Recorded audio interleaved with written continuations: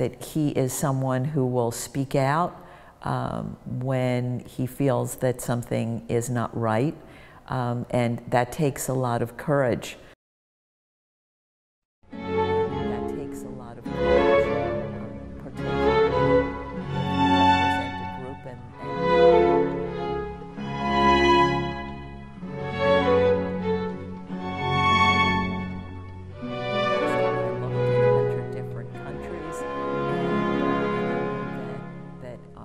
Girls are welcome.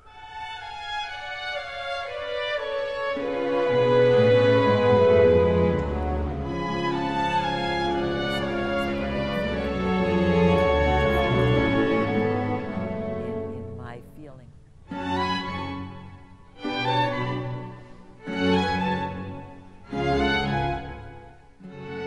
I'm Professor Roberta Rosenberg, and I teach at Christopher Newport University, which is part of the state university system in Virginia. And I've been here for a number of years. I teach in the English department, and I teach courses in multicultural American literature and women's studies. And I co-direct the Women and Gender Studies program, and I also started a civic engagement center here. My views on the Hizmet movement are very positive because I think that, Hizmet, of course, means service, and service is something that I think is extremely important for all people. It's something that I've started on my campus too. And what I like about the Hizmet movement is its belief and commitment to interfaith dialogue. In my feeling is that there isn't enough of that cross-cultural dialogue. Very often in the United States, people who have one view only speak to people who have that view, and they only read newspapers and magazines of that one view.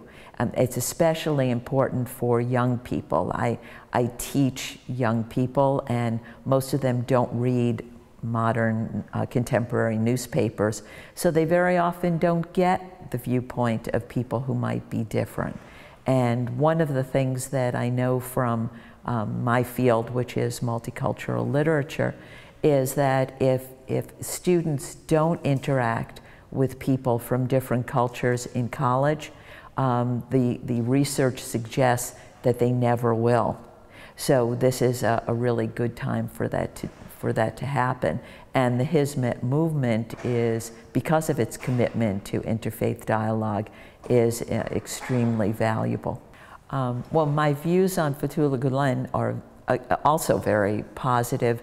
I know that he is someone who will speak out when he feels that something is not right, and that takes a lot of courage, particularly if you represent a group and they feel maybe you shouldn't say something about a certain situation, and he does.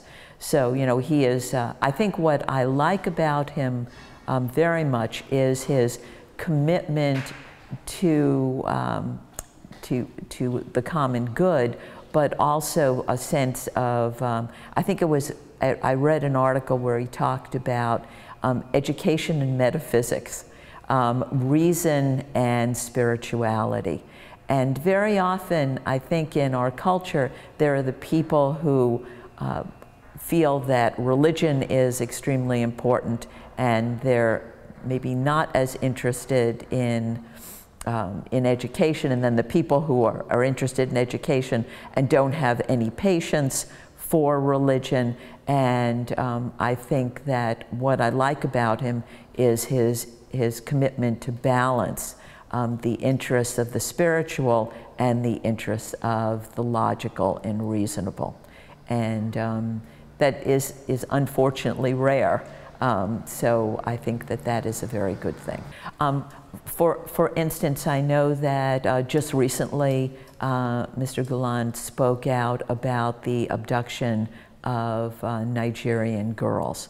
And this is something I'm very concerned with, since I'm very committed to the education of girls. And I thought it was courageous of him to speak out about it, since the abduction of girls would have nothing to do with Islam, just the opposite. You know, from my point of view, it would be really I don't want to say perversion of Islam, but it is a misinterpretation of Islam. And I feel that when he speaks out on it, that is very important. He has started many schools, and the Hizmet movement has schools. Last time I looked, in 100 different countries.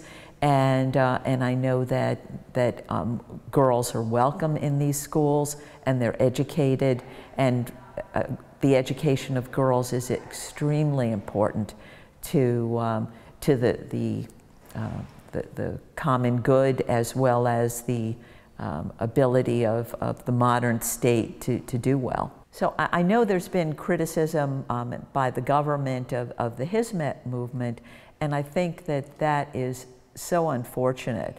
My experience with the Hizmet movement has been that it is, committed to the most idealistic notions of dialogue and education and social justice, and not at all really political in its orientation. So I find sometimes when, and this is true in the United States as well, when leaders get themselves into political trouble, they look to blame someone.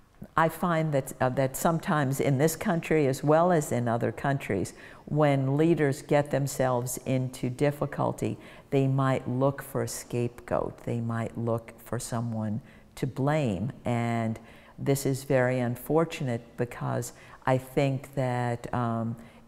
Erdogan, if he wants to work with the West and wants to work with countries outside of Turkey, would find a real help and aid in the Hizmet movement, because they're a catalyst.